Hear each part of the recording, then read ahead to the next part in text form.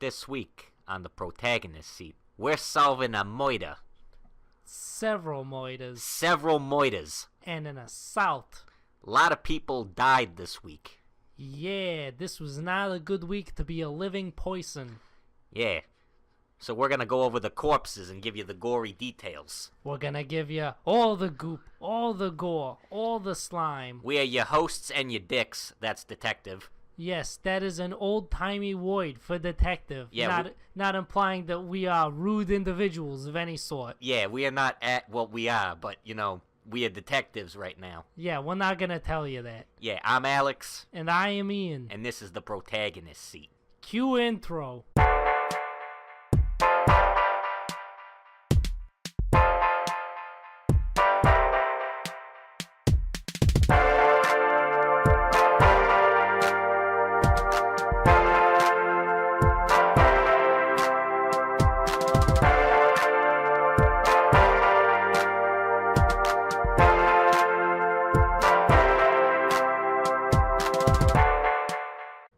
So, Jojo, so Capo's not killed yet. Yeah, it turns out getting punched directly through the chest does not exactly matter in the JoJo universe. I'm pretty sure it actually must be something to do with Trish's stand.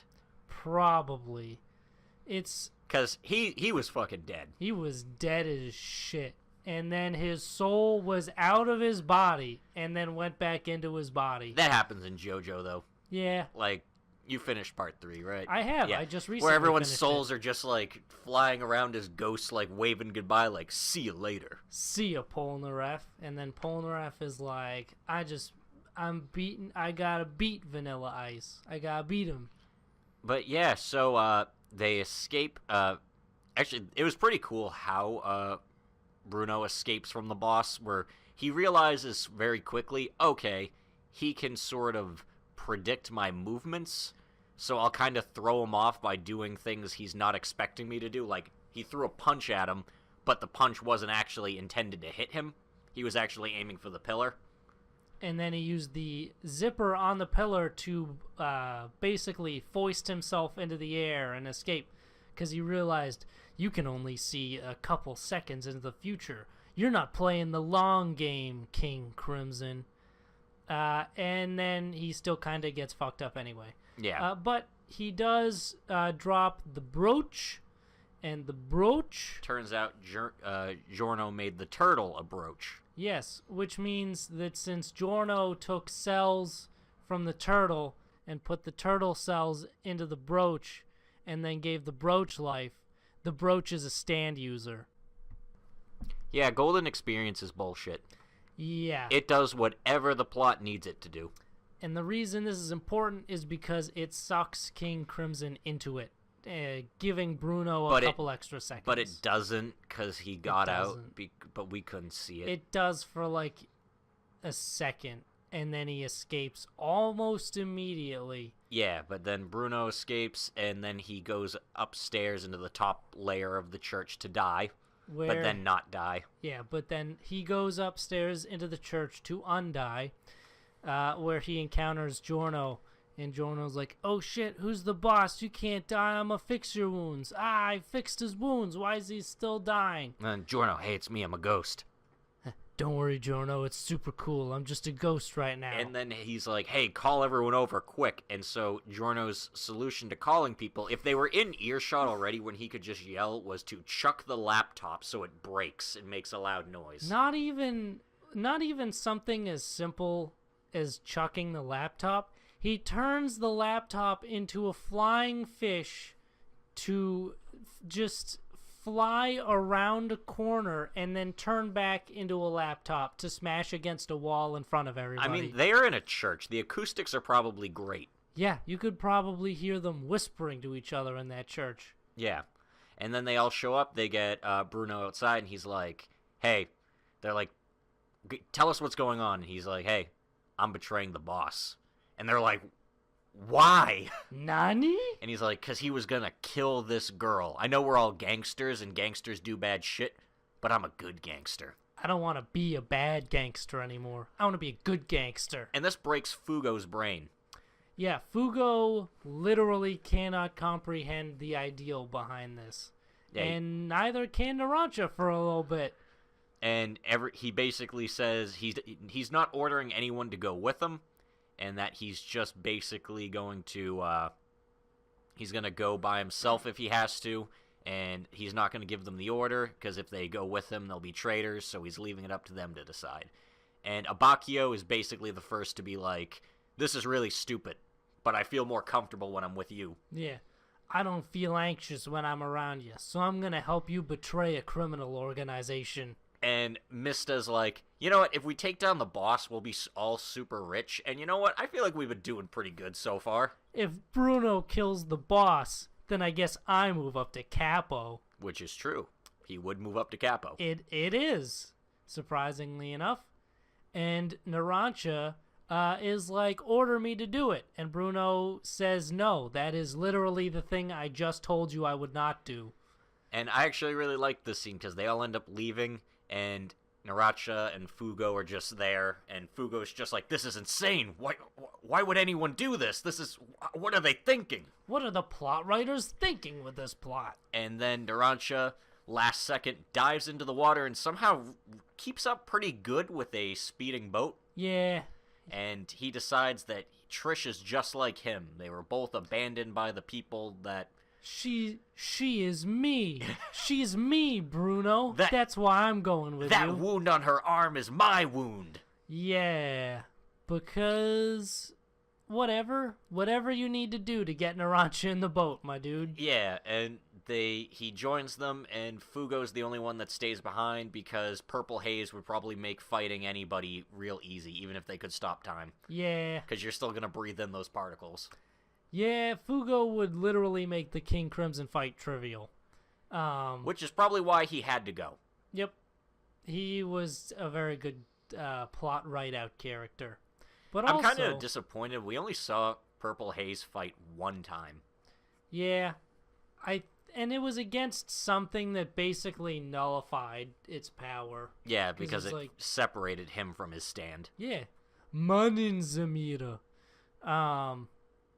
Yeah, Purple Haze never really got a good chance to shine. But like... Yeah, but it was a nice scene where everyone was, like, kind of deciding what they wanted to do. Yeah, and everyone has their different reasoning for it, which is nice. And now we get the Escape from Venice plotline, where basically all of the bosses, like, elite guard, were informed that they're trying to escape the city. So now they're going to have to sequentially fight all his minions. They were real worried about the elite guard, but don't worry, they'll just have to fight them one at a time. Specifically one at a time, where everyone else will just be, I don't know, for all of the members of this gang, every time there's a fight, one of them is, like, fighting in a dire situation, and everyone else is, like, fucking around in a corner doing something. Yeah, arguing over chocolates, or just painting, or debating history. I don't know, they're always... I think that the worst one was when Giorno was fighting Babyface, and they're all just fucking around starting the car, and he's like, ah. Yeah. And they're like, hey, look, Giorno's waving at us. He must Hi, Giorno. Yeah, he must be telling us to hurry up. Yeah, that's what happens when someone panically waves at me. They must just be telling me to go faster. Also, yeah, you guys are gangsters being hunted by enemies with magic powers. You think maybe you might want to, like, check on them? Or at least, like, walk off in pairs. Yeah. Well, he was technically with Bucharity, who was in, like, the, turtle. Oh, yeah, because he was in the turtle. I forgot, because... But then he got nabbed, like, immediately. Yeah. And that fight, I didn't absorb a whole lot of that fight, because it was a whole lot of bullshit. Yeah. And I'm ready for more bullshit next week. Me too, because I love this show. But yeah, that was, I think, one of the better episodes. It was a good character episode. Mm-hmm. Kind of like the rising of the shield hero. The rising of the plague hero. Yeah, turns out when you kill a dragon, don't just leave it there. Yeah, this episode, the shield hero cleans up after another hero, this time the sword hero. Yes. I think his name's Ren. Rem. I think it's Ren, R-E-N. I don't remember. Yeah, I'm just going to go with Ren. Yeah, we'll He has go to with clean Ren. up after Ren because, again, Ren goes around treating it like it's a video game, so he slays a dragon, and a huge-ass dragon, and just leaves the body there. Which, I mean, like, dragons have a lot of valuable parts on them, so I would imagine you wouldn't want to just leave that shit. Yeah, I would think salvaging that and selling individual pieces would be more profitable. But Narufumi seems like the only one he's the only one that cares about money because the rest of them get paid really good. That's true. The other guys get money supplements from the capital, so they don't give a shit about salvaging or actually making money. Yeah, he has to make his own money, so he has to actually, work at shit. Where the rest of them are like, I don't fucking care. I don't care about the dragon. They're paying me gold at the capital anyway. Yeah. Meanwhile, Narufumi uses potion enhanced to help plague victims, and then they're like, you really are the savior of the heavenly fowl. And he's like, fuck you, pay me. And they're like, you're not like a savior at all. And he gives the best edgy response with, I never told you I was a savior. And then he walks out of the room, and everyone's like, okay, you got us there. I never told you I was a savior. Now watch me go save your town. Now watch me go save your town for little to no money. And then he goes with Raftalia and Philo to go take care of the dragon body. Philo pisses me off. You don't like Philo? Philo kind of pisses me off. Because Philo just, like, she's not a good team member. She just throws herself into danger all willy-nilly. I don't know. Philo's cute, though. She's a cute burb. And she is... If I could get a plushie of Philo in her bird form, I think that would be a cool plushie. I feel like that'd be very soft. I would also get that plushie as well. I actually like whenever she talks in her bird form, because it's just weird seeing that voice come from, that face.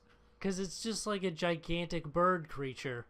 And she is, like, hardy as fuck. She is a good off-tank. Yeah. And they go to fight the dragon, and they go to take apart the dragon, but turns out it is alive, technically. It's a zombie dragon. Yeah. Basically, a zombie dragon gets up, and it's like, I shoot poison. And Philo runs in going immediately, I hate dragons. And several times, Narufumi is like, let's not do that. Let's regroup. And then she gets eaten and swallowed by the dragon, and then Narufumi loses it. He goes rage mode. He goes full, 2000s butt rock song. Yeah. Basically, he sees, like, a cursed sigil that's like, do you want power? Do you want to kill them all? I took, a screenshot of how that looked, that scene where it's like, do you want power? Do you hate everything? Yeah, and it's like... it's so bad. It's spelled like it's elite speak. Yeah. Where it's like, do you H8 everything? Yeah, I saw that, and I was like, oh, this is just as lame as I would have expected it to be, but it's great at the same time. I've become so numb, I can't feel you there. Become so tired. So much more aware. It's such a butt rock moment. But basically, he gives into the hatred and has a cool cursed shield. And then he gets all real edgy where his eyes glow red and he's kicking the dragon's ass and he's like, haha, die. And he envisions himself, like, burning up the people who treated him like shit. And he's like, yeah, suffer! And it's like... full-on edge mode. The direction this took. Crawling in my skin. It's pretty good. But then Raftalia is like, hey. And she hugs him, and... I know you're on fire with weird mystic flames, but I'm gonna hug you to make it stop. And then after he snaps back in, realizing he hurt her. And then Philo finishes the fight. Because turns out she got swallowed whole, and she just busts out from the inside. Yep. Hey, I ate the dragon's power crystal that was keeping it alive. So it's over. I did it, guys. And they bring Raftalia back to town, and now she's all fucked up because she got hit with the dragon curse. She got hit. I don't even think it was the dragon curse. I think it was Narufumi curse. It burnt her up. It was a burn curse. Well, apparently, according to her, though, she says it was like the dragon's thing where it's decay or whatever. I think she was telling that to the people because she didn't want to be like, hey, the guy who owns my slave curse went into this weird rage mode and hit me with some curse shit. Because I'd believe it because it is the curse shield. yeah. And I have another theory about the cursed shield. I think it gets a lot of its power from how many nodes he has. So the more nodes he's got, the more powerful it is. That doesn't necessarily have any bearing on plot or anything. Yeah. But it's a mechanical thing that I was curious about. And I think in the next one, he's got to figure out a cure for her curse. Yeah, basically they're like, we will do what we can, but we can't do much. Go to a bigger town. And then she asks him because he feels bad. He pats them both on the head, and she's like, "Hey, Master, will you sleep in my bed with me tonight?" He's like, "Oh, why are you cold? Philo, sleep with Raftalia." And you're lonely? Yeah, and because she got daughter zoned hard. Yeah. And Philo's like, well, why don't you sleep with both of us? And I was like, that's a twin bed. You're not fitting 3 people in there. That's barely a twin. It only looked big enough for one person. Yeah, even fitting him in there would be a little difficult. And then he's just like, I'm cold. Also, couple important things that happens in this episode. Narufumi smiles at the end. Yeah. At the beginning, he is making jewelry for his companions, which I know is going to come up later. Because of course it does. That was a nice little scene. This show likes to do things where it's like, hey, we'll show you this, and then we'll have it come up later. So keep your eyes peeled. Like, almost like it's, setting things up. Almost. I don't know why I like this show. I don't even really care. Like, I don't even think about it as an isekai. I think about it as a fantasy series. Yeah. Because I feel like isekai has gotten to a point where it doesn't really matter that you're in another world now, because no one cares about going back. Yeah. We've reached a point where it's not about, like, man, how do I get out of this world? It's just, this is where I live now. I guess this is just my life. It's just a fantasy world with game mechanics. Even though the way this starts, it's like they all get summoned in. They're like, oh, we're summoned to another world as fantasy heroes. Yeah, okay, we got the gist of it. Why don't you just summon different heroes? Oh, we can only do that after you all die. Well, I guess there's no hope of going home then. I guess we'll just have to fight this weird threat. All right. Yeah, where it's like, and then well, they can send them back once they come, like, beat the waves, but would he realistically, would you want to go back if you were him? Like, I know things are shitty, but you were a NEET with no job in the regular world, and now you're like, even... He was living comfortably on his allowance. Yeah, and even as, like, the bottom of the heroes, you still got a somewhat successful merchant, like, thing going on, and you got 2 slaves that love you. Once this is all over, he could have a booming mercantile business. Yeah. Also, I think he owns a town where he has, like, at least the deed to it, so... I forgot. He owns that town that he won in a race. Yeah. That he's just kind of like, yeah, you guys can handle yourselves. You got it. I don't really care, so... Just don't fuck it up. Thanks for the toll pass, but, like, see you guys.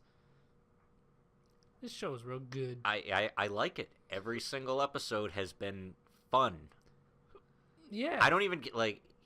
Normally I'm, like, hesitant every time a show is, like, 24 episodes where I'm like, ugh, this is going to be a big commitment.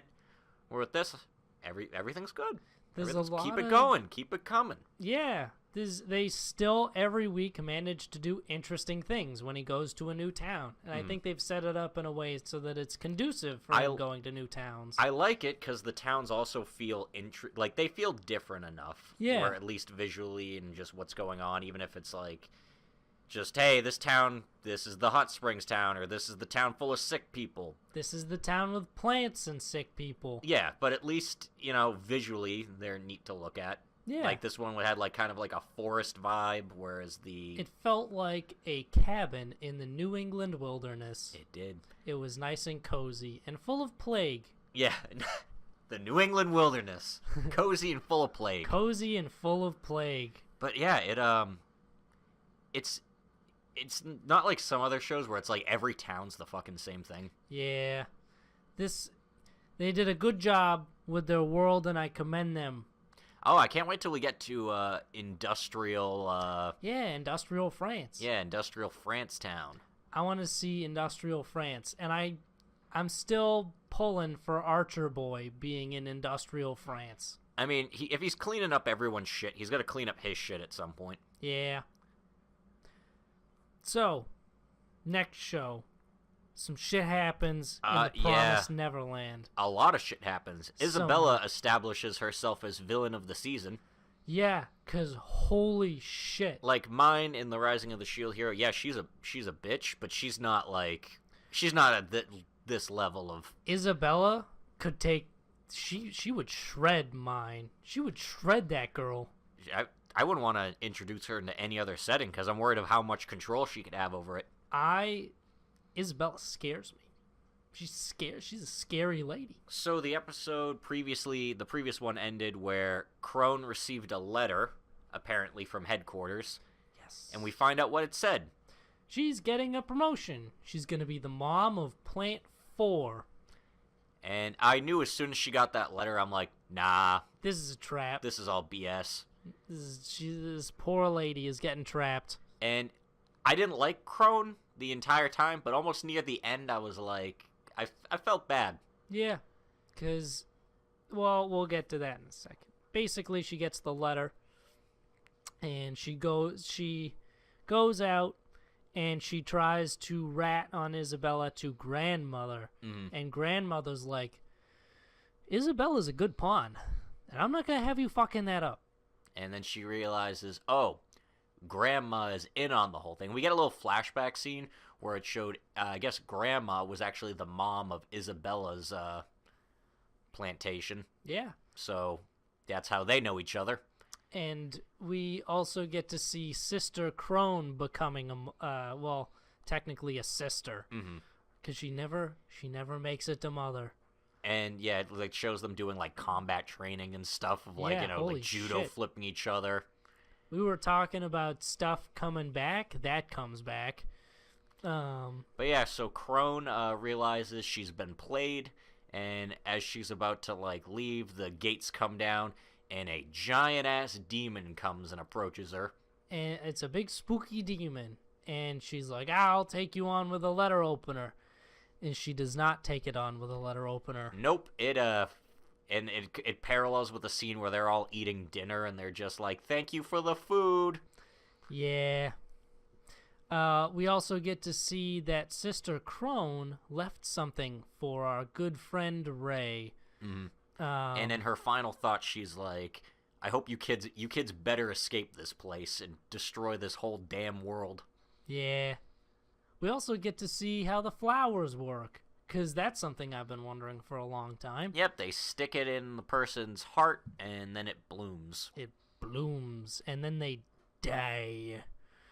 Savage deaths. Savage. Sauvage. And Ray is continuing his plan to distract Isabella, and then she basically tells him, "I eliminated Crone," and then he freaks out for a second and runs to her room and realizes it's completely empty. Holy shit, she did. And then Isabella is like, "By the way, I know you're a traitor." "Yeah, so now I'm getting rid of you. Goodbye." And then she locks him in the room. And he's basically stuck there kicking the door, and Dawn, who was on lookout, went to go look for him. And Dawn apparently is stronger than Ray and busted the door in. Dawn is a fucking tank, because Ray goes at this door for a bit. Dawn, just one running startup, shoulder rams the door down. And Isabella's like, "I'm going to go have a talk with Norman and Emma." And she goes, and she does have a talk with them, and she even says, like, "Hey, Norman, hey, Emma, I think this is the first time, we've lived together for 10 years, I think this is the first time we've ever talked to each other without acting." Because basically, Isabella and Grandmother's approach to it is like, who gives a shit if they know? As long as we keep them under control, they can know whatever the hell they want. And that's a scary thought. Yeah, because she approaches them, well, she's like, "I know you guys are trying to escape, but just give up on that. Yeah. That's so much harder.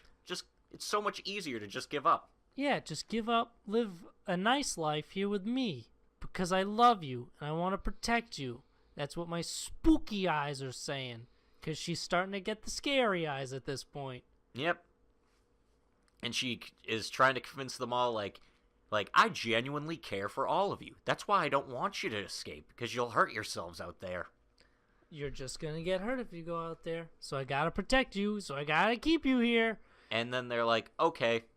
we give in, and then Emma and Norman nod at each other, and Emma goes and tries to like hold Isabella while Norman grabs the rope, and she does, and Isabella just kind of has this really scary smile, and then you hear a cracking sound as Norman turns around, and she threw Emma to the ground, and I think she dislocated her knee. I think she broke it. Like, I think she full on broke Emma's knee, because holy shit, it doesn't look good. And Norman even just stops because I think he was about to like put the plan into motion and use the rope, but like he just is like, shit. And at this point, Ray, Gilda, and Dawn show up, and they're like, oh, fuck. And she's holding him, and she's like, I know it hurts, but I'm very happy. This was the first time in a while that you hugged me. Yeah, Isabella is fucking deranged. Oh my god. This lady is and then terrifying. She wraps her knee in a bandage and picks her up to bring her back inside. And she's like, now you won't be running away. And you can be safe. And I'm like, this is like Misery. Yeah. This is getting to that creepy, like... some shit happens in this episode. Yep, and then all of them are kind of like... Basically, Norman and Ray look completely dejected, or they look horrified. Their plan is completely ruined. Emma can't even run anymore. Oh, yeah. and she finishes it all off with, oh, by the way, Norman, you're scheduled to be shipped out next. Yeah, your schedule date is up next, so we can celebrate together. Which I think because it was supposed to be Ray, but I think she moved Norman up instead, because Norman was kind of the big planner behind everything. Norman is clearly the most dangerous, because Norman is very uncontrollable. Mm-hmm. And I think her breaking Emma's leg kind of fucked them all, because now that's not going to heal in a month. No, it's not. And holy shit, you sucked me in, Promise Neverland. You got me on this one. Where will you go now? I don't know. We also won't know this week where Kaguya-sama, Love is War, is. Yeah, full disclosure, we're recording this a day early, meaning it's before Kaguya-sama comes out, so... Yeah, due to weather restrictions. Yep, so we're going to double up on that next week, which is going to be a pain in the ass, because it's like, we have to remember 6 plot lines, so I'm probably not even going to watch it until next week. Yeah, I'm going to wait until next Saturday to watch that one. That is, 6 individual plot lines we have to remember and discuss. And I'm probably going to leave myself some notes just to get that Normally, if it wasn't already obvious, we'd kind of wing this, but maybe a couple of notes. Maybe a little little quick things, little jots. Some cliff notes. Yeah, some cliff notes. Like part where Chica did something that completely stole the scene. And then Yu says he wants to die. And Ishigami wants to die. Dejectedly walks down the hallway. Ishigami does something socially awkward that makes him want to kill himself. Yeah, and then President Shirogane is like, "Hey, you can go home, but please don't kill yourself." You know what? Maybe we technically already discussed the episode without it coming out. Maybe I can just air it the same time, like I'll publish the video the same time, but we'll just act like it. That was a really cool scene where Kaguya was like, she came up with this plan, and then Chica runs in last second and ruins the whole thing. This show is so 4D chess, I can't even begin to comprehend any of the plots beforehand. Like, I don't even know where I would start. Yeah, where do we start this week? With the quintessential quintuplets. That's where we'll start. Speaking of 4D chess, my girl Yotsuba got focused this episode. Yeah, it was a good Yotsuba episode. And we learn about the childhood friend thing, where apparently one of the quintuplets he met as a child. Yes, and he was a bad boy. He was a bad boy as a kid. He had blonde hair, he had an earring. He was a badass. And he met one of the quintuplets. Doesn't know which one because they all used to look alike. Yeah. Basically... The way this episode is framed, though, has me, like, really think it's Yotsuba. Yeah, I was... Even me, a man who is firmly in the Miku camp was like, Yotsuba's got some game going on there. She's got some stuff. And then watch as she gets no development for the next, 70 chapters. Yeah. Well, Oh! at least she got one. At least she got one. She gets one out of every, maybe 40, 30, I don't know. She's on her way. But Miku and Nino get a lot. It's Yay, good. Miku. It's Boo, fun. Nino. Boo, Nino. Yeah. Basically, Miku makes bad food, and it makes Futaro sick. So he has to lie down for a little bit. And Itsuki and Nino come in. And So it's not just me who does that. yeah. It's not. Well, you still don't know Itsuki's name. I at least know her name. But yeah, they both come in, and they're like, why is he laying down on the ground? And he's like, I need them to stay here so they study Yotsuba, lie for me. And she's like, okay. Usagi-san has a really serious illness. He's gravely ill. And he's like, you could have made up anything else. That's, why that extreme? Why would you do that?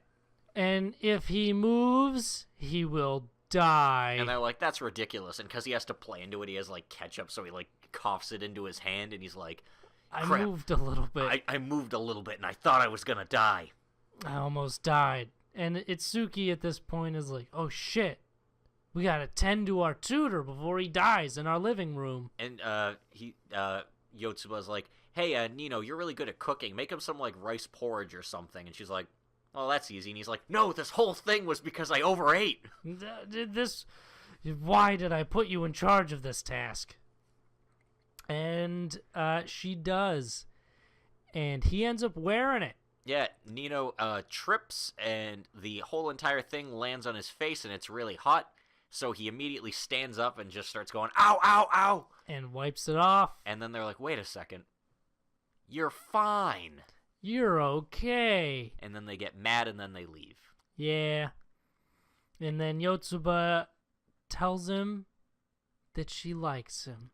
And just kidding. Yeah, JK, because I can lie when I want to. And I was like, yeah, because he was like, you're a really bad liar. But then she says that, and then he stares at her for a second, all confused. And then she's like, just kidding, and then runs away. Yeah. And I'm like, she wasn't kidding. She wasn't kidding. Because she's childhood friend, and if she's not, I drop the manga. I drop it. I drop it. I'm not reading it anymore. If she isn't childhood friend, I drop it. I mean, Yotsuba feels the most like a childhood friend. My money is it's either her or Itsuki, because we have a part later in the episode where he needs to get all their phone numbers. Yes. And he accidentally leaves his student handbook with Nino, because he was going to have her write it down, but he got distracted and had to leave. And he wants it back because there's a picture in it he doesn't want her to see of when he was a bad boy as a kid. Yeah, because apparently that's, super embarrassing. Yeah, and the way he goes to get it back, she's sleeping, and he just walks into her room, early in the morning, is like, give it back. Give me back my student planner. And she's like, what the fuck are you doing? Who let you in? And Miku's always like, it was me. I did. I let him in because I like him. Can you tell? And he ends up asking her to give it back, and she'll give it back to him if he pierces her ears for her, because she's the only one that doesn't have her ears pierced. Because everyone's doing it, and basically is just like, I'm gonna use this as a reason to get back at you. She specifically words it too, she's like, I'll pierce them eventually, just at least by my wedding, because the bride has pierced ears. Yes. So, she's throwing that out there. Although I do think they give us a pretty solid, she is not best friend from childhood. Yeah, because after he drops the handbook to the ground and she picks it up and she's like, whoa, who's this guy? He's totally my type. You should introduce me to him. And he's like, oh, that's a family member. Yeah, it's a relative. And then she's like, oh, do you want to see a picture of us when we were kids? And he's like, not even paying attention. And she's like, I guess I'll go show the girls for, old time's sake. And they're all looking at the pictures of them when they were kids. And he pulls out the picture, and he's like, good thing she didn't look at this picture. Otherwise, she would have unfolded it and saw that there's a girl in it.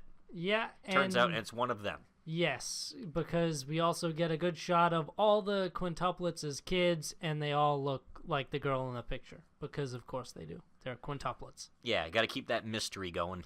Gotta keep the mystery. Man, just a pleasant ride. And we got a school camping trip coming up, so we'll get to see what goes on with that.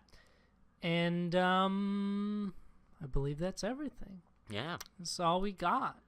So, Domestic Girlfriend, I decided to drop by the show this week. Yeah, Alex makes a surprise guest appearance. Yeah, I'm in it. You meet a blonde American named Alex. A blonde, well-built American. I want that stated because that's something that's something the main character describes him as. Like, yeah, he's well-built. Oh, thank you for the compliment. Sorry you got so much shit going on. Sorry you won't let me date your sister. Yeah. I know you got dibs on both of them.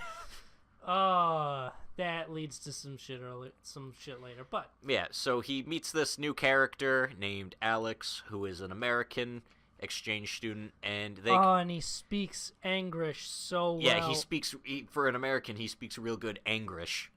And this is one thing, that's another. It fucking melts my heart every time. I love it so much. Turns out he's an okay dude. He's a nice guy. Yeah. He's just he's the Japanese depiction of an American person where they're like kind of an intense airhead, I guess. Yeah. Where it's like, we have no social tact. We just go and do things. Yeah. To be honest. Yeah, I think we're less of airheads, more like we have no social tact. Yeah. And Natsuno starts talking to him about, like, his problems and stuff, and he's like, man, Japanese people sure are, like, shy or stuff like that. Oh, Alex, he slays. Alex slays. And he wants everyone to know it. And everyone is like, this dude's a fucking liar. Because they go to... the manager's cafe. They go to the one cafe they always go to, and the manager is like, oh, so... You'll be able to name all of your girlfriends and their respective ages, right? And he's like, ha ha ha ha ha ha ha ha ha ha. That's a good one. And they're both the manager and our main boy are like, this guy's a liar. And then they team up to catch a pervert. Yeah, they catch a panty stealer. Yeah. Talking about things that come up later in the episode. At one point in the beginning, Rui is like, hey, Nasuno, you didn't steal my underwear, did you? And he's like, no. Why would you... That's a weird question to just ask somebody. Why would you assume that? And she asks it very casually, too, like, oh, hey, did you steal my underwear, by the way? Is the only pair that was missing off the rack. Check the yard. I don't know. I don't have it. And then later they catch the man who did steal it. Yeah, then Natsuo and Alex are walking around, and then they see this guy climbing down a telephone pole with a bra hanging out of his backpack. Because it needs to be obvious that this man in a suit is not a utility worker. And then they chase him, and they cut him off, and Natsuo grabs him, and then... Alex jumps into the air and double drop kicks him in the gut. He delivers the most anime move I think we will ever see in this show. Jumps right up, blocks out the sun, and double drop kicks. Just double drop kicks this man. And then they both go to the police station, and everything gets solved. And then the rest of the episode, he's not really important. Yeah. So, you know how Natsuno and Rui were like, hey, let's practice kissing in the previous one. What could possibly go wrong? They do that again, and then Hina shows up and just is like, immediately, oh, I'll come back later. Oh, don't worry about it. You guys have fun. And then he comes out and always like, wait, it's not what it looks like. And I'm like... I'm pretty sure it was what it looked like. I'm like, how do you really explain that? She had an eyelash. Yeah. Just steal the excuse from Book Club Girl. She had an eyelash, and I had to get close to get it out. And she's kind of like upset about this, and then he finds out later that she's planning on moving out of the house. Yep. But apparently she was already planning on doing that anyway, and he's kind of upset about this because he thinks it's his fault. Both Natsuo and Rui are like, oh shit, we caused this. Maybe we should, like, take a break from that. And Yeah, he's like, let's not do that anymore. and they go to a festival as a family because the parents are like, hey, if she's moving out, we should have a family day. And of course there's a festival going on within a convenient period of time, because there is always a festival going on in Japan, apparently. Yep. There's always a festival whenever you need a festival. If you ever need... Life drama only happens near big events. Yeah, if you need some life drama to happen, there's a festival around the corner. But basically, he tries to confront Hina about it, and he has a smart little moment with Alex, where Alex is like, "Yo, just talk to her. I know that's not the thing over here in Japan, but like, you guys aren't gonna know how each other feels if you don't talk to each other." I'm gonna lay down some of that Western advice for you. I'm gonna lay down some Western knowledge on you. You know what I love even more than drop-kicking Japanese perverts? Knowledge. And Natsuo... Here in our cafe. Yeah, here in the cafe. Here in the cafe. In the town.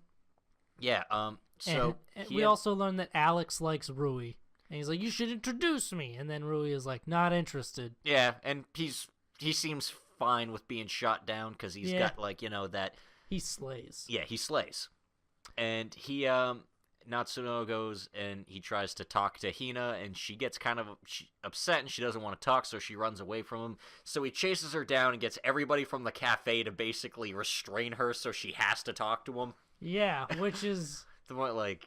It's a weird way to go about that, because I was like, now are they going to stay for that conversation, or are they going to leave? They basically sit her down, and they just kind of talk to her, and the manager actually is there, and he just basically is like, you're the adult. You gotta Yeah. act like the adult here. Fucking be an adult. And she's like, I don't wanna. I don't want to be an adult. And he's like, it's like arguing with a child. And then the child that is there diffuses the situation, because the waitress from the cafe shows up with her kid, and her kid gives Hina a lollipop. And she feels better. And they're like, all right, she's calmed down. She's all yours. I need to go back to banging on this very large drum with no pants on. That is the manager. That's what the manager's doing this episode. He doesn't look like he wanted to be doing that either. It's just how he ended up, like, the job he got stuck with. It feels like the drum part was not what he wanted, but I feel like he was digging the no pants bit. Yeah, I think that part was fine. That seemed right up his alley. Yeah, and he ends up talking to Hina, and they both, like, she finally says that she likes him, but she doesn't think she can do anything about that because she's got the more responsible position, where Rui's the free spirit, can do what she wants. And I'm an adult. I can't make out with my brother. And yeah, man, being an adult sucks. Being an adult blows. And he basically confronts her, and they both say that, like, he's like, all right, what I'm getting from this is that you like me and I like you. And so he hugs her, and he's like, you don't have to say anything. We'll just stay like this for a bit. And then they walk back home with the family and hold hands, but you're there in the back, so I guess no one's going to turn around and notice. No, actually. This episode ends on them hugging, and then the camera pans up to the moon and then fades to black. And I was like, that's a good way to end the series. That was a good series end. Oh, wait, this is episode 8. There is no, because more. it went past the credits. I think it happened where they're walking and they shit. They touch like fingers at first and then they hold hands. I didn't wait till after the credits. Yeah, that's where it ends on. This is literally the one show I didn't watch past the credits this week. Yeah, this is a soap opera. We can't finish this. He likes Hina, and it's gonna be shit with Rui back and forth, and we're gonna do this for, you know what? We're only on episode 8. I feel like this might be a 2-core show. I could see that. I don't think this is going to be 13 episodes because I really don't think I feel like we've only just established some stuff. Yeah, we have just sort of dipped our toes into the weird pool of weird shit that could potentially happen. Yeah, this is a soap opera because, you know, we got to have more drama, we need more drama. We need people to date and break up and then date again. We need Alex to date Momo. I was actually going to say, it's just like, dude, just set him up with Momo. Yeah, dude, set him up with Momo. He'd love her. Or actually, don't. don't do him a favor. Don't set him up with Momo. Momo has a lot of issues. Momo, you wouldn't do that to your friend. You wouldn't be like, hey, this girl has a lot to unpack, but you can handle that, right? I mean, depends on the friend. Yeah, I guess. Like, if they were really pissing me off, I'd be like, hey, he likes you. Hey, Momo. Well, that's just mean to her. Yeah, it's true. I don't know. If I would try if there was someone I just really did not like. Although then that's not fair to Momo. Exactly. I think, introduce them to each other, let them work it out themselves, but give them a warning in advance. Like, hey, this could potentially work out for it, because think about this. He just wants a girlfriend. She just wants a boyfriend. They would work out perfect. We solved the side characters. We know. I don't know how I'm going to pair the main people, but we can pair the spares. Yeah, I also don't know how the main people are gonna pair up. Shit's gonna be real weird with that. Book girl and teacher, not because it just that's the only. Hold on though. Let's just stick them together. Let's do some weird theory crafting. Best friend guy. Exactly. We'll do best friend guy and book girl. We'll pair them together. Actually, we haven't seen him in a while. Yeah, not even at the cafes. I hope he's okay. Yeah, actually, I'm worried about him. Should send a text. Yeah. Get his number. It's from like, Natsuo. hey, Alex is fine, but I don't want to replace the best friend character. You can't replace best friend guy. He has a lot of friends. Now thinking about it, he has his actual glasses best friend guy. He's now got American exchange student, and he has two douchey friends and douchey friends who are just not great. Like they're school friends. I can't see him hanging out with them outside of school. I think for the most part they're done. Like, I think there's probably going to be one or two more parts where they show up and they're like, we still exist in this universe. They're only going to be there for like scenes where you need a lot of background characters at school, like, whoa, what's going on in the cafeteria, huh? Whoa, she's your sister? Or more being but like, you guys whoa, fucked. hey, you guys gotta check out what's happening at the gym. Someone's making a big scene there. We're just letting you know, because you need some character to let you know. I'm here to exposit. Yeah, that's all we're here for now. Yeah, holy shit, the cast is so large. And it just keeps growing. It just keeps growing. Kind of like the cast on Magic Girl Spec Ops. Yeah. Yeah, Kurumi she's not an angel. She's not okay. She is not playing with a full deck. Turns out she is the Magical Five's designated torturer. Not because she feels like she wants to do it, because she feels like she has to. So yeah, because she doesn't want her friends that she cares about torturing people. Yeah. So she'll do it. She'll do it. And there was a Russian, mercenary girl. Yeah, she's not Russian. I think she's Japanese that was just hired by the Russian mercenaries. She was hired by the Russians. Yeah, and this girl realizes how in a fucked position she is, where she's like, do you know who I am? And she's like, war nurse? It's sweet angelic war nurse? Just the prettiest and greatest lady, the most kindest angelic lady of all time, war nurse? And she's like, yeah, that's so sweet of you to say, but I'm not an angel. I'm not an angel. Oh boy, this and she's like, but she's also really late to she has to do this while Asuka's busy at the beach in a swimsuit. Oh man, gotta torture the freaking dissident and then make it to the school field trip to the beach. Yeah, gotta torture on a schedule. Come on, I'm on a timer here. I gotta get these answers quick. She brings in her arm on ice too, and she's like, I can maybe attach this after. Maybe, if you give me what I want. And she injects her with something that she injects something into her brain that increases her senses. It increases all of her senses like tenfold. So just pain is amplified like crazy. Yes, and then subjects her to a series of tortures. First one being, she specifically calls it magical spanking. Yes. And it is exactly what you think it is. Yep. It is fan service in this fan service episode. But then she sticks her in the chair with all the spikes on it. Yes. And then none of it looks... She also does the thing where you hammer like nails or spikes under people's fingernails, Oh, which I can yeah. only imagine how excruciating that is when your senses have also been magically amplified tenfold. Yeah, when people get tortured in this series, they really They go fucking hard. Yeah. But anyway, Kurumi finishes torture.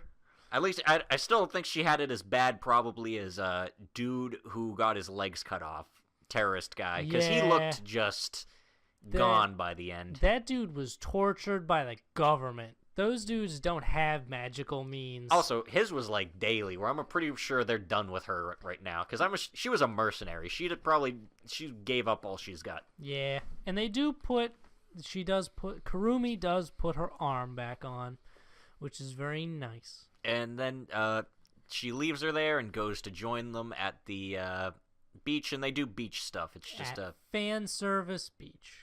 And meanwhile, there's a subplot going on with a girl in a wheelchair who is getting approached by the Alphonse, by the Babel Brigade.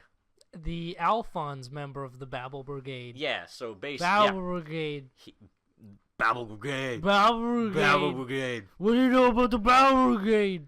So, he is approaching her to have her join them because her life is shitty. She's missing a leg. Her dad's an asshole and beats her and probably was gonna kill her in that scene.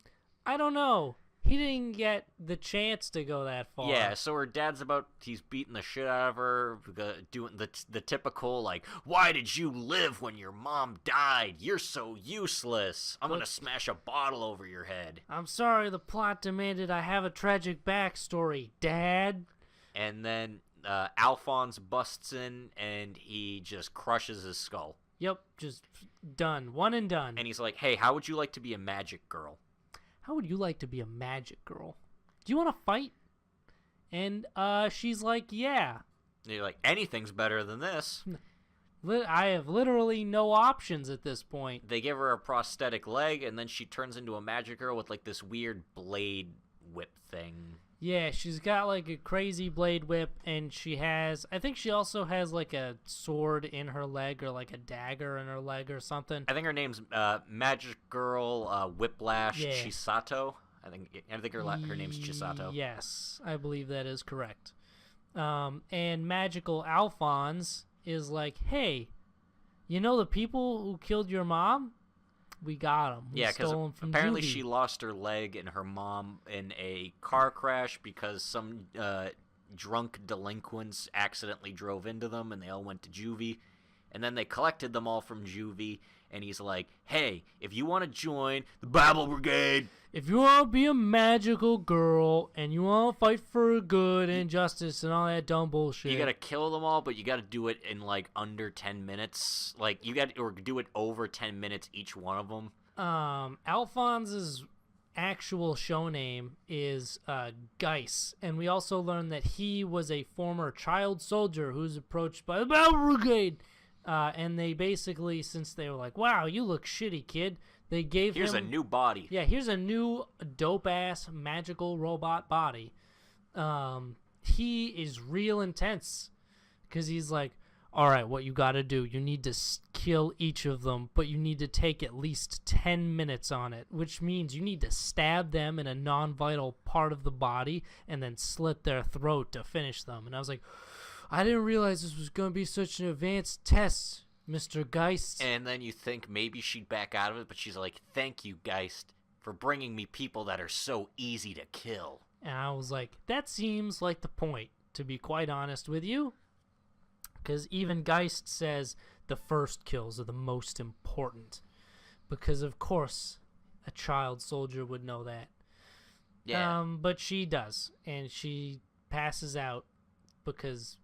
She was just working up such a sweat murdering those people. And you can tell that they're gonna have a big attack on the Okinawa base where everyone's at right now. There's gonna be a big summit meeting between the people from our world and the people of the magic world. Yep. And this looks like what the Babel Brigade is gonna attack. Yeah, Babel Brigade is gonna attack. And they bring in the Spetsnaz girl and Just Cause Mia. Just Cause Mia. Also, one of one of the best named characters I think we will ever fucking meet. Larry Ironsides. Larry Ironsides. A huge American colonel, and his name is fucking Larry Ironsides. I was laughing so hard. Oh my god, I love it. It gives me life. And yeah, it wasn't really mostly about Asuka this episode. Besides the Asuka's group, it was just the Kurumi torturing that girl and the Babel Brigade people this episode. Yeah. But yeah, it's building up to a fight next week. And we also get to watch a couple of Asuka's former comrades die. Because she has PTSD flashbacks. Because the French girl, turns out, used to be their leader, and then half of them got fucked. Yeah. We get to see a girl get dissolved by a slime, which still sticks in my head. Because that was... Well, technically, this was the show I watched this week, because I was like, let's finish it off with a special treat. But yeah, we're leading up to a fight. I always watched The Price of Smiles last. I almost did, but I didn't want to watch a downer for the last show of the week. Yeah, you know what? It's become... Because this show's a fucking downer. It is a downer, but yeah, we'll get to that one. Yeah, that's last. But yeah, basically, we're setting up for a fight next week. Magic Girls v. Magic Girls. Girls versus Evil Babel Brigade. I don't know how that's going to work, because it's already... You got one Magic Girl that has to fight against multiple, and she just became a Magic Girl. Yeah. Although they got a bunch of stuffed animals that are going to show up and attack. Yeah, they're Greed Class Dizas. Yeah. We'll see what happens. Yeah. Girly Air Force. Kay's kind of an asshole to his childhood friend. Yeah, Kay is a dick and I feel bad for He's a dick to the person he should lead. Like, she's Chinese, she's not from Japan, she's living with his grandparents, and he just leaves her, ignores her all day. Yeah. They don't go to school or anything, so it's not like, she has anywhere to meet friends or hang out with anybody. They have a fight over going to see a movie, because, although, in his defense, I mean, all he did say was like, I think that movie's pretty interesting. And she was like, I thought you wanted to see that together. And he was like, I just said I was interested in a movie. Because she's like, hey, we'll go see this movie. I want to go see it with planes. I wanted to go see it with a plane, okay? But Minghua pulls out, like, the greatest bullshitted movie poster I've ever seen in my entire life. It's Huntman. It's just got two dudes on it.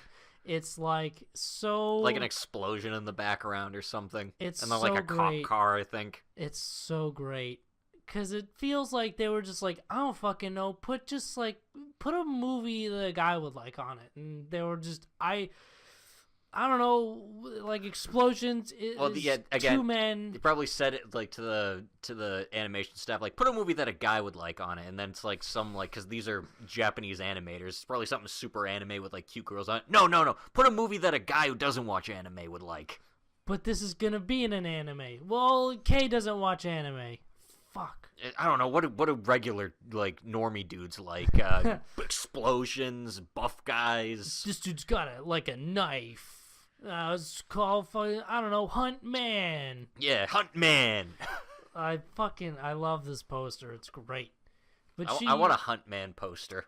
Yo, if we could fill just like your basement with all the random shit that we think would be cool to have. Bebsy. a Bebsy machine, a Hunt Man poster, a stuffed Philo, a little 3D model of the stand that's at the end of the little 3D model that's at the end in the ED of Double Decker, just like a bunch of random shit. Yeah. But anyway. Oh, and I found it mostly kind of. Well, at first I thought it was kind of like annoying when he comes across. They finish the plane mission Oh yeah, the previous one episode. We completely forgot about that part. Yeah, the one they exposited earlier. That one only comes out in defense missions. Yeah, that one comes out. Yeah, and then is walking around the base and he sees how do you pronounce her name? Minghua. Minghua. He sees Minghua walking around the base, except her hair is purple and she's Her dressed. hair actually is purple. Oh, it actually is. I thought it was just like a weird black. Because when I was looking at it, I was like, dude, you can't recognize that her hair's not purple, and then it cuts back to a scene where they argue over the It's not that purple though. It's not. It is definitely not that purple, but it's still kind of purple. And he starts talking to this girl like she is his childhood friend, even though she walks around in a fucking gothic Lolita clothing. Yeah, Lolita costume. And she doesn't say a word. She communicates him through text, and he's just talking to her like she actually is the person. She's trying to help him, give him life advice. Yeah, it's awesome because she is the best way I can describe not Phantom, Viper is she is like a cold robotic AI machine, and she's like, oh, this person must see you as a suitable reproductive partner, a suitable candidate to help pass on their genes. Yeah, to pass on your genes via the super baby method. And as he's telling her all this, then after he meets up with Science Man, and he asks him about it, and he's like, that was Viper that you met. And he's like, she looks just like my friend. And he's like, why does she look like Minghua? Apparently she had some weird thing where it's like a camouflage. I don't know. Dumb bullshit. Anyone who looks at her sees a person that they have feelings for or something. I don't know. So that's why. And then I started to buy it more because at first I'm like, is he just dumb? But then, oh, she legitimately actually looks like the person. Yeah. Because they needed a way to have best friend on the military base without actually putting the best friend on the military base. Yeah, because there's no reason for her to be there. Exactly. She is not a plane and can't fly a plane. So she is useless. So instead, they made one, and they improved on her by making her not able to talk. Maybe just bring her there and have her make coffee. Just make coffee. Why don't you work in the canteen? You seem to really like to cook. You do it constantly. Every time we see her, she's cooking. She's either cooking or she's fucking buying groceries. Those are the two things she does. Well, she has to buy groceries because she's always cooking. She's cooking so much. And basically Viper is like, hey... These grandparents that we never see must eat a lot. They're just... they eat so much they don't even get up. That's why we can't see them, because they're just stuck in their room more. More! And that's why she has to keep man, they just eat so much. They can't even move. They're insatiable. Basically Viper is like, just go see another movie with her. Which, I mean, if he likes the movie, I don't see why he couldn't just be like, oh, I'll still go see the movie with you. I enjoyed it. But yeah, no, you must never see the same movie twice. Yeah, well, maybe it's because he's already seen it. It kind of takes away the new experience thing. Probably. But yeah, he goes back and he gets movie tickets, and they go see a new one together, and yay, everything works out. But then after, he kind of ruins the whole thing by saying how ungirly she is. Yeah, I should have known, or I was thinking about you in a frilly skirt, and that's not your thing, because you are not girly. And we talked about earlier, they think Americans don't have any tact. Look at these Chinese guys. Look at young Chinese men, i.e. K. That was Girly Air Force this week. It was some development. We are adding to the harem. We're going to add another character to the harem because we get teased Blue Plane Girl. Yeah. With, I'm assuming, Russian Science Man. None of these people in the opening. You gotta expand the opening. Add more. Yeah. There's only 3 colors in the opening. I want all the colors. You had me expecting 3 colors. Now you're gonna have 5. That's too much. Speaking of colors, red and blue team, still red team this week. Still red team. Promise Neverland. Red team loses more people. You mean the Price of Smiles? Yeah, Price of Smiles. Forgot. It start with a P. It's TP. TP. Yeah, TP to the Grandiga capital. Yeah, Harold's dead now. Everyone's fucking dead. We learn important information where we learn both of our theories are correct. One, colors. Drain the environment around them. All right. So back when humans first settled on this planet, they released spores of nanomachines. Nanomachines? They helped terraform the planet. That's right, Snake. Nanomachines. To help terraform the planet. And that's when the mineral Krars started to appear. Turns out they both resonate at the same frequency. I have a question, though. If the nanomachines helped... I don't know. Yeah, if the nanomachines helped terraform the planet... So the planet's terraformed. It's a planet now. Why does it matter then if the nanomachines get like their power drained from them if you don't need them anymore because you already built an atmosphere in a planet? I don't know. Shouldn't matter. These are just wasted space now. I don't know. I do not know. Anyway, it makes no sense to me either. Nothing's making sense. Anyway, everyone meanders around until. Until Harold dies. And then they leave. That's what happens. Yeah. Like, legitimately, that's the most important plot points of this episode. Everything else is just kind of in-between stuff. They said a campfire because they blow out the power, demonstrating that the charge, when you overload it... Yeah, because... It blows out the power. As I mentioned, both of our theories were correct. A, it's killing the planet, and B, there is also a weapon we can use against the enemy to shut down all of their mechs by overloading the curse. But she even says, she's like, yeah, you'll probably never see that in use because the Empire doesn't simply have enough power to bring it to the point where it would collapse on such a mass scale. Yeah, and if you did that, there is no way to keep that from affecting you. So if you did that, you're more likely to just wipe out the power on the whole planet. Yeah. Because the advisor lady... I think it's Layla. Something.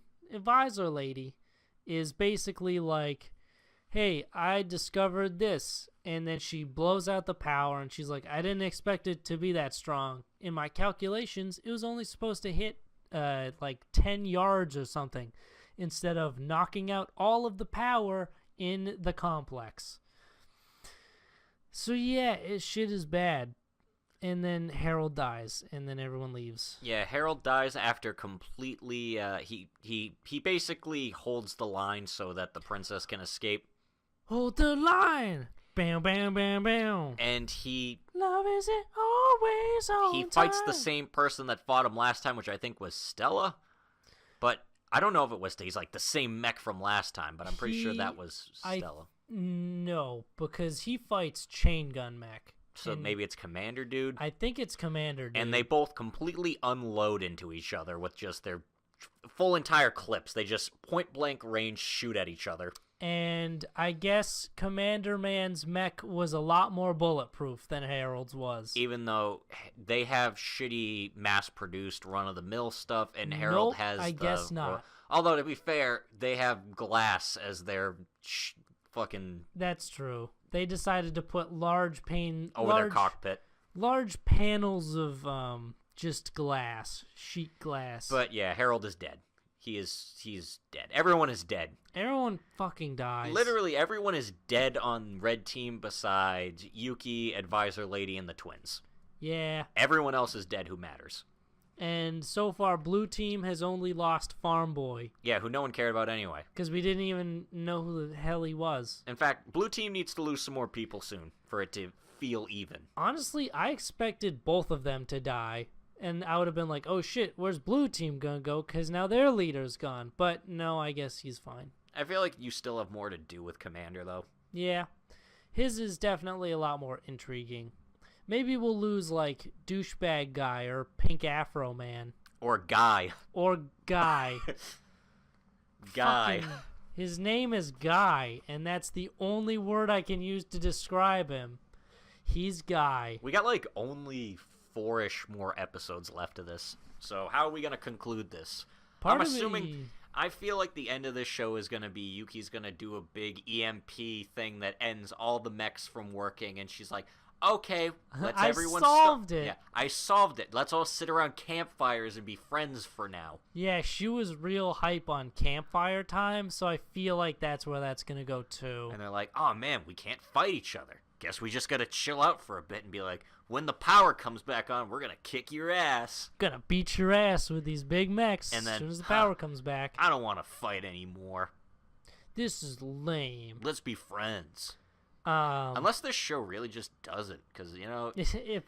I would be happy if it gave us, like, the ironic ending where Yuki what if it's was just a like, huge downer ending? Like, she's like, I wiped out power to the world, and then it doesn't stop the war. if it's a downer ending, I would give this show OP of all time. This show, smiles are real fucking expensive, man. Yeah. 'Cause, like... I feel like almost everyone who has died of importance on the red team, though, has died with a smile. Yeah, that's Because Harold, Izana, Joshua. Joshua, who died because of poor cockpit planning. Yeah. Yeah. The show is a downer, which is why I didn't end with it. Yeah. But we're It's gonna downer. get chilling with Blue Team next week, probably. I can't even be that down anymore just because it's been a constant downer that I'm just like, well, who's dying this week? War sucks. That's all I gotta say. Yeah. Shit. That's anime. That's anime. That's this week in anime. That's this week in anime. So there's been a couple of moitas. Sister Crone. Labeled. We got Grandma on it. Harold. We got the whole empire of Grandiga possibly narrowed down to the commander man. We're of gonna Blue Team. finger the culprit. Boing! Again, Objection. everything sounds kind of naughty when you're talking like an old-timey detective. It's like, Yeah. I'm a dick who's gonna finger the perp. Yeah, that doesn't sound quite right in my ear holes. You know what does, though? Listening to more episodes of our podcast on our YouTube channel.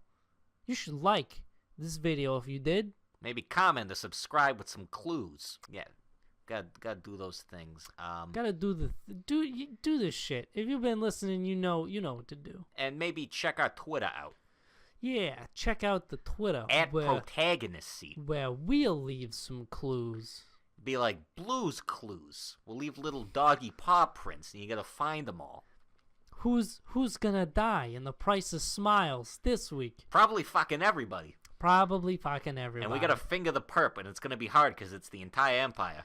We've Well, narrowed it down. All we gotta do is finger an entire empire. We gotta finger that entire empire. We gotta finger that empire. Because we're a couple of dicks. Because we're a couple of dicks. Goodbye. Have a nice day.